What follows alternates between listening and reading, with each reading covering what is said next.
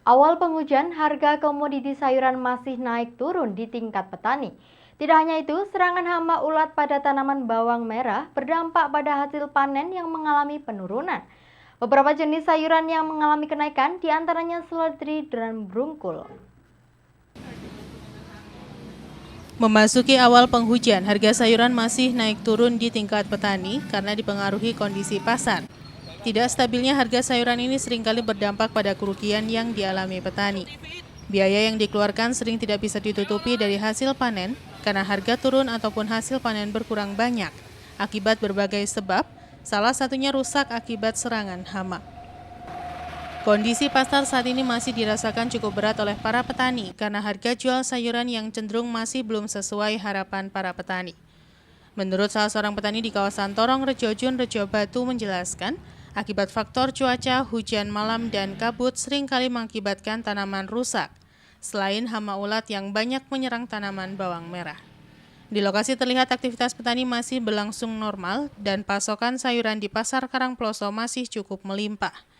Diperkirakan harga sayuran pada musim penghujan tetap akan naik turun karena faktor cuaca bisa berpengaruh pada harga sayuran di pasar, seperti pasokan berkurang akibat tanaman rusak.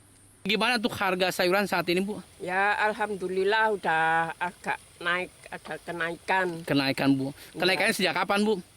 Sejak udah 1 mingguan. 1 mingguan. Apa aja yang naik saat ini, Bu? Ya, katanya brongkol Brongkol sekarang berapa harganya? 4.000. 4.000 ya? Iya. Seledri, Bu? Seledri 7.000. 7.000 lumayan, Bu ya? Iya. Bu, pengaruh sekarang kan awal penghujan, Bu ya? Iya. Pengaruh ke tanaman gimana, Bu? Ya, kalau apa itu kabut-kabut itu loh, Iya. ya pengaruh itu. Hujan malam, Bu ya? Iya. Pengaruhnya seperti apa, Bu? Sepertinya kayak apa? Totol-totol gitu loh. Kalau apa berambang itu Iya. ada anunya, kendalanya apa kayak gimana ya, istilahnya rumit gitu loh. Kayak kentang juga biasanya bintik-bintik hitam yang busuk, Ya, Bu ya? iya. Ya gitu itu. Untuk bawang ini? Kalau ini ya Pray? juga sama aja, nanti kadang-kadang apa nyenyet gitu loh. Harganya berapa price sekarang, Bu?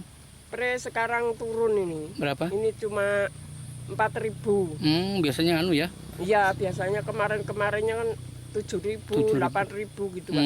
Sekarang udah turun. Tapi kira-kira kalau pas memasuki awal penghujan, pasokan gimana, Bu? Kan biasanya banyak yang rusak juga, Bu ya? Iya, rusaknya ya itu kalau hujan malam Iya. itu terus kabut-kabut itu loh. Berarti kalau pasokan berkurang harga bisa anu, Bu ya? Iya. Bisa naik. Bisa gitu. naik, Bu ya. Oke. Tapi sekarang tuh nggak tentu gitu loh. Nggak tentu, Bu ya, nggak bisa diprediksi, Bu ya. Iya. Oke. Iwan Hikmawan melaporkan. Warga Desa Kebunanggung, Kecamatan Pakisaji, Kabupaten Malang, mengeluhkan kondisi jalan di Dusun Sono Tengah yang rusak parah. Warga berharap pemerintah segera melakukan perbaikan, sehingga akses jalan penghubung dua desa ini menjadi lancar dan aktivitas warga tidak terganggu. Beginilah kondisi jalan Dusun Sono Tengah, Desa Kebunanggung, Kecamatan Pakisaji, Kabupaten Malang. Jalan tersebut kondisinya rusak parah. Seluruh badan aspal pecah sehingga sulit dilalui oleh kendaraan baik itu roda 2 maupun roda 4. Bahkan kondisi di jalan tersebut yang merupakan penghubung antar dua desa, yakni Desa Kebunanggung dan Desa Kendalpaya, timbul bebatuan di permukaan jalan sehingga membuat kendaraan yang melintas harus berhati-hati. Selain timbul bebatuan, sebagian kondisi jalan juga becek digenangi air saat diguyur hujan. Jalan sepanjang 1 km ini diperkirakan sudah hampir 5 tahun lebih mengalami kerusakan. Namun sejauh ini belum ada perhatian dari pemerintah setempat untuk melakukan perbaikan. Warga yang sering melintas di jalan tersebut berharap agar pemerintah Kabupaten Malang, khususnya dinas instansi terkait, segera melakukan perbaikan sehingga akses jalan menjadi lancar dan aktivitas warga tidak terganggu. Sering melintas di sini, Mas ya?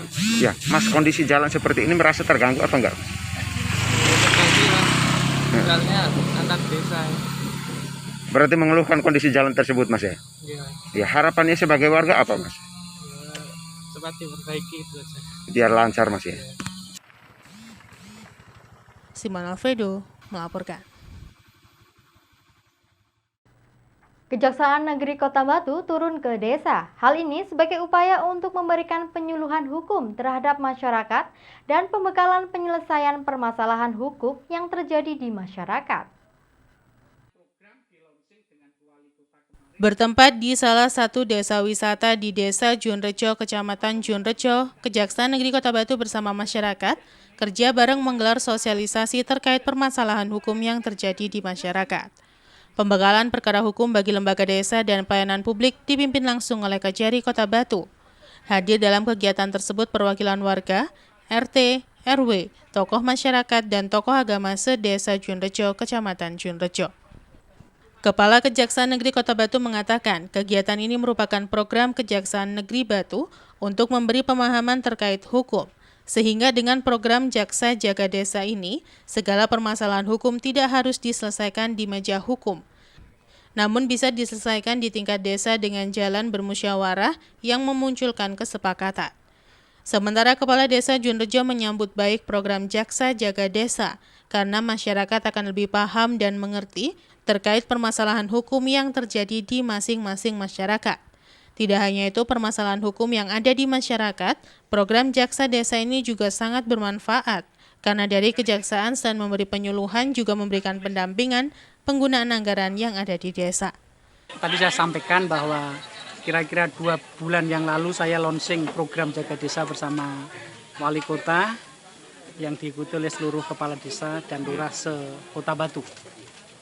Ini sebuah angan-angan saya bahwa tugas kejaksaan tidak hanya pada posisi menegakkan hukum secara represif, menindak, menangkap, menahan para pelaku tindak pidana, tapi kami juga lebih mengutamakan pencegahan, mencari akar permasalahan yang sering terjadi di masyarakat, sehingga kami tahu problem hukumnya dan kita carikan solusinya. Nah, dengan program Jaga Desa, kami berupaya menjaga masyarakat, menjaga desa agar desa masyarakat itu bisa hidup bahagia, sejahtera, jauh dari permasalahan hukum yang melilit dalam kehidupan sehari-hari. Nah, ini banyak hal, tidak hanya kepada sasarannya masyarakat desa, tapi sebenarnya kami juga pada sasaran pengelola keuangan desa, Pak Kepala Desa dan jajarannya. Kami selalu mengingatkan agar pengelolaan keuangan desa dilakukan sebaik mungkin, efektif, efisien, transparan, akuntabel, dan sebagainya. Karena itu adalah tugas kami dalam rangka mengawasi pengelolaan keuangan desa, termasuk dana desa. Diharapkan dengan digelarnya Jaksa Jaga Desa dalam pembekalan perkara hukum bagi lembaga dan pelayanan publik bisa bermanfaat bagi seluruh masyarakat yang ada di desa. Kami sangat mengapresiasi, jadi tidak bicara yang lalu atau yang bagaimana. Memang sebelumnya kejaksaan yang turun sampai ke bawah seperti ini belum pernah. Jadi ketika beliau dari kejaksaan, Kepala Kejaksaan menyampaikan ini, kami sambut. Siapa? Kami akan fasilitasi konsultasi hukum, penyuluhan atau ke bawah-bawah. Juga seperti yang disampaikan oleh beliau, ada program Jaga Desa, Jaksa Menjaga, Desa Sejahtera. Di dalamnya ini banyak sekali kegiatan-kegiatan bagaimana kejaksaan dalam penegakan hukum itu tidak hanya menangkap, memeriksa, tetapi bagaimana mengkondisikan situasi di bawah, di masyarakat ini pada persoalan hukum bisa tertangani secara kalau bahasanya Pak Kajari tadi, Memberikan solusi. Ya, ada solusi lebih dulu kepada masyarakat tentang dimusyawarahkan lebih dulu, mempertimbangkan satu persoalan itu tidak sekedar ditangkap tidak, tetapi ada satu kebijakan bagaimana akar persoalan. Ini luar biasa. Yanto Yancung melaporkan. Terima kasih Anda masih bersama kami dalam Info 7 Malang Raya. Sebagai bentuk kepedulian kepada Asnaf Sabilillah atau Ustadz Ustazah TPQ se-Kota Batu, Badan Amil Zakat Nasional Kota Batu tahun 2020 melaksanakan kegiatan pentasyarufan zakat, infak sodakoh kepada 1.468 Ustadz Ustazah TPQ se-Kota Batu. Pada putaran ketujuh ini, sebanyak 161 orang dari 3 desa di Kecamatan Junrejo menerima bantuan tunai, bertempat di Masjid Baitur Rahman Caru Pendem Junrejo, Kota Batu.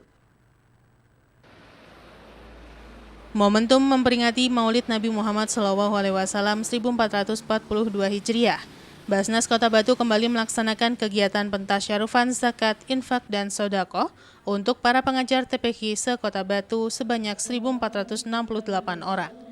Pada putaran ketujuh ini sebanyak 151 pengajar TPQ dari Desa Torongrejo, Pendem, dan Dadaprejo mendapatkan bantuan tunai dari Basnas Kota Batu, masing-masing senilai Rp250.000. Pada tahun 2020, pentasyarufan zakat, infak, dan sodakoh diberikan kepada fakir miskin, Ibnu Sabil, dan Sabilillah dengan total dana yang telah ditasyarufkan lebih dari 1 miliar rupiah. Kegiatan ini dilaksanakan sebagai bentuk kepedulian Basnas terhadap kondisi para ustadz dan ustadzah yang terdampak pandemi COVID-19. Pemberian bantuan untuk kali ini diberikan kepada ustadz dan ustadzah dari Desa Torongrejo sebanyak 38, Desa Dadaprejo 46, dan Desa Pendem sebanyak 77, dengan total sebanyak 151 penerima, serta masing-masing menerima Rp250.000. Kegiatan ini dihadiri Ketua Basnas Kota Batu Haji Ahmad Budiono, beserta para komisioner pengurus Basnas Kota Batu, serta ratusan ustadz dan ustadzah TPQ dari Desa Torongrejo, Dadaprejo, dan Desa Pendem. Acara diawali dengan mengumandangkan sholawat Nabi dan sambutan Ketua Basnas Kota Batu Haji Ahmad Budiono. Dalam sambutannya, Ketua Basnas Kota Batu Haji Ahmad Budiono menjelaskan, pemberian bantuan kepada para hamba yang berjuang di jalan Allah atau asnaf sabilillah yang terdampak COVID-19 untuk meringankan beban yang terdampak ekonominya. Acara dilanjutkan dengan penyampaian kultum yang dihantarkan oleh Kiai Haji Abdurrahim Ismail, Komisioner Basnas Kota Batu. Alhamdulillah, hari ini memasuki tanggal 1 Rabiul Akhir atau pada Maulid, kita sudah masuk ke putaran ke-7 dalam safari Maulid dan bersilaturahim kepada ustadz-ustadzah di TPQ Kota Batu ini yang kami alhamdulillah tahun ini bisa membagikan dana zakat, infak, sedekah selain kepada fakir miskin. Lalu saat ini kita bisa menyentuh ustadz-ustadzah TPQ se-Kota Batu yang jumlahnya 1.468 orang. Dan satu hal yang kami syukuri, alhamdulillah Bapak Ibu ustadz-ustadzah ini semangat semua bisa hadir di acara silaturahim ini yang sekaligus ini meyakinkan kami bahwa kegiatan pendidikan atau proses belajar mengajar Al-Quran di seluruh Kota Batu ini sangat luar biasa, semarak, karena ustadz-ustadzahnya masih punya semangat yang tinggi untuk bisa bersilaturahim dengan kami, yang ini meyakinkan kami bahwa pendidikan Al-Quran di Kota Batu ini bisa berjalan dengan baik. Sehingga harapan kami dengan ada ikatan batin antara Basnas dengan ustadz-ustadzah TPQ Kota Batu ini bisa meyakinkan bahwa Batu ini ke depan tetap menjaga moral, akhlak generasi mudanya menjadi generasi yang Qur'ani, menjadi generasi yang berakhlakul karimah, sehingga Batu walaupun kota wisata tapi masyarakatnya tetap Islami, masyarakatnya tetap Qur'ani, sehingga nanti Batu menjadi negeri yang baldatun thayyibatun wa rabbun ghafur. Itu harapan kami, dan semoga ke depan masyarakat lebih percaya menitipkan dana zakatnya kepada Badan Amil Zakat Kota Batu, sehingga kami bisa menyentuh asnaf-asnaf yang lain di Kota Batu ini. Tidak hanya fuqara masakin, tidak hanya asnaf sabilillah, tidak hanya Ibnu Sabil, tapi bisa menyentuh asnaf-asnaf yang lain. Dan jumlah pentasan rupanya bisa lebih besar lagi. Monggo para akhirnya para dermawan kita percayakan menitipkan zakat kita kepada Badan Amil Zakat Nasional Kota Batu. Iwan Hikmawan melaporkan. Menunjukkan eksistensinya di tengah pandemi COVID-19, puluhan seniman lukis menggelar pameran lukisan di kantor DPRD Kota Malang. Pameran tersebut menampilkan 75 lukisan hasil karya sejumlah seniman dari berbagai kota di Indonesia. Pameran lukisan dengan tema art dalam pandemi COVID-19 menampilkan 75 lukisan hasil karya sejumlah seniman dari berbagai kota di Indonesia, seperti Malang Raya, Surabaya, Yogyakarta, Bandung, Blitar, dan Probolinggo. Dari 75 lukisan yang dipamerkan ini mengupas tentang kehidupan sosial, budaya, serta keindahan alam yang ada di Nusantara. Bambang, Ketua Panitia Pelaksana, mengatakan bahwa pameran ini sebagai bentuk eksistensi para seniman di tengah pandemi COVID-19.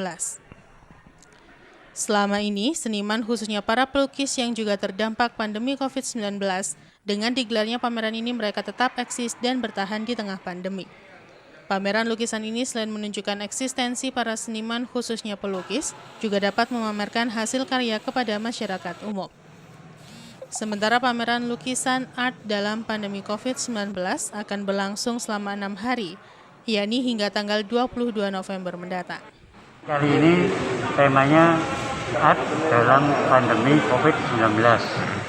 Tujuannya untuk kita sebagai pelaku seni tetap berusaha, tetap eksis, berkreasi, beraktivitas untuk menampilkan karya-karya yang kebetulan juga diwadahi oleh Bapak Ketua DPRD untuk berkenan memberikan tempat. Ini sebetulnya pameran yang kelima kalinya, merupakan agenda. Hasil karya yang dipamerkan 75 lukisan, diikuti Malang Raya, Surabaya, Bandung, Kediri, Jogja, Blitar, dan Probolinggo.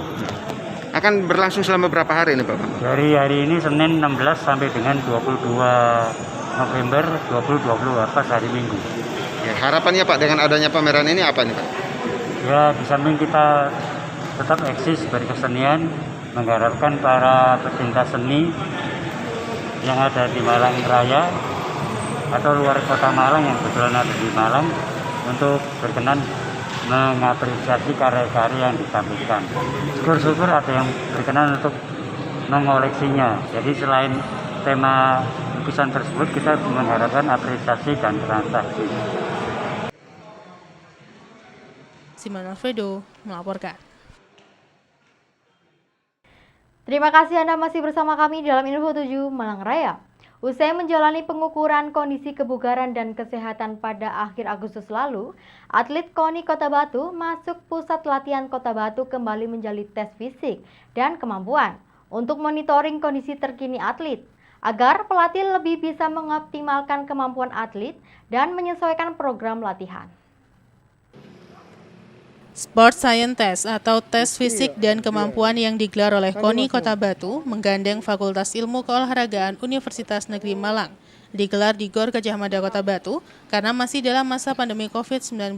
Protokol kesehatan dijalankan secara ketat, mulai dari cuci tangan sebelum menjalani tes, memakai masker, pengukuran suhu tubuh dan juga menjaga jarak yang diadaptasi dengan membatasi jam pelaksanaan tes atlet. Hal ini merupakan kelanjutan dari pengukuran kondisi kebugaran dan kesehatan pada akhir Agustus oleh KONI Kota Batu. Namun tes kali ini dilakukan secara lengkap per spesifikasi cabang olahraga masing-masing. Koordinator tes kondisi fisik menjelaskan, tes khusus atlet ini digelar dengan menyesuaikan karakteristik dan kebutuhan atlet di tiap cabur masing-masing, sehingga dalam pelaksanaannya masing-masing cabur bisa sama dan tidak sama dari 24 komponen tes fisik yang ada. Misalnya keseimbangan, tinggi badan, berat badan, kecepatan, kelincahan, daya tahan tubuh, hingga daya tahan jantung. Setelah hasil tes keluar akan langsung diberikan kepada para pelatih masing-masing cabur. Kemudian para pelatih akan mengetahui kekurangan dan ada rekomendasi kepada atletnya. Ketua KONI Kota Batu menjelaskan, Sport Science bekerja sama dengan FIKUM ini bertujuan untuk menganalisa kemampuan dasar, kondisi fisik masing-masing atlet di tiap cabur.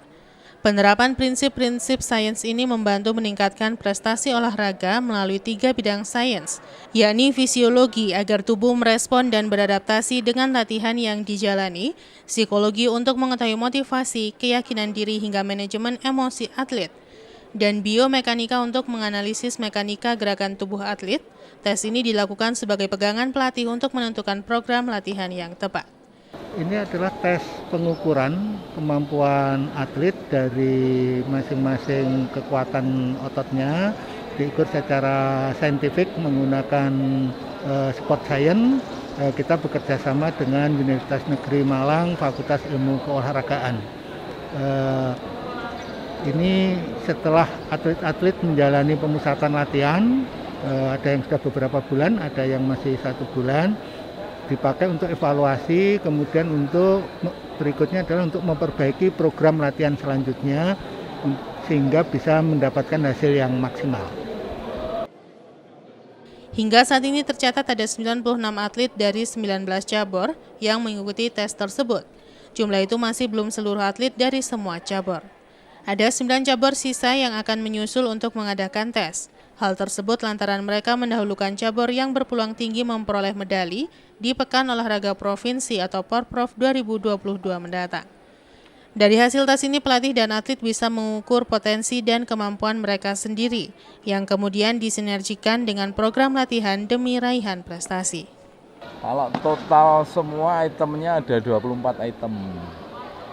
Tapi item itu menyesuaikan cabang olahraga masing-masing. Spesifiknya ya, sesuai dengan karakter spesifik cabang-cabang masing-masing. Ya, kalau yang paling banyak itu di bela diri sama permainan. Itu ada 11 item. Ya. Apa saja dan manfaatnya apa, Pak? Itu ngukur masing-masing komponen fisik yang dominan pada cabang-cabang olahraga tersebut. Yanto Yanjung melaporkan.